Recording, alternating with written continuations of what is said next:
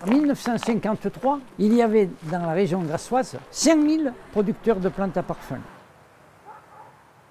Là, la plante à parfum, ce n'est pas un long fleuve tranquille. On nous faisait des quotas, on nous payait un an après.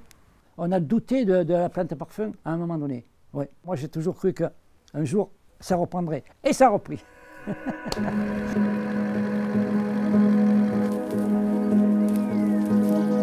Puisqu'on avait un produit d'exception, il fallait que les gens sachent que c'était un produit d'exception. Le premier axe, ça a été la communication, de communiquer au-delà du Pays de Grasse.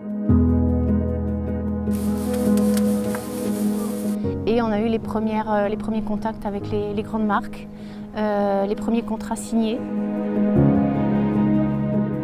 Quand on arrivait dans ce milieu-là, avec l'association Fleurs d'Exception du Pays de Grasse, on s'est senti accompagné dès le début. On n'était vraiment pas tout seul. On a rencontré des personnes qui ont la niaque, qui ont envie de sauver cette filière parce qu'il y a quelque chose à sauver. On fait partie d'un réseau, on fait partie d'une dynamique et vraiment d'un microcosme qui se serre les coudes et donc non, on ne se sent absolument pas isolé.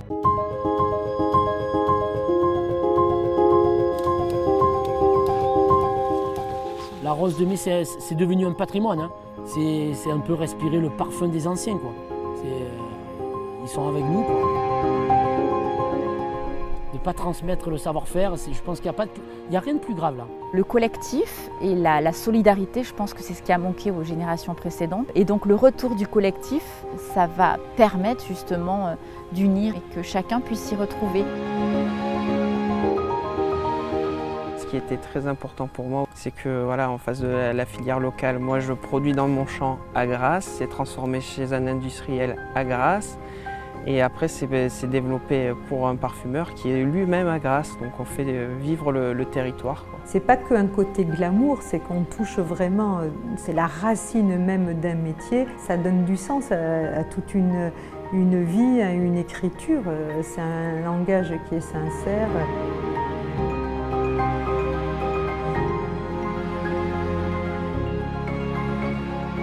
Les fleurs d'exception ont été dans un élément majeur de la démarche à la reconnaissance par l'UNESCO de ce patrimoine immatériel exceptionnel de notre pays grassois. Il y avait derrière cette industrie toute une histoire et des hommes et des femmes et des familles. Et c'est l'hommage que j'ai voulu rendre à ces familles.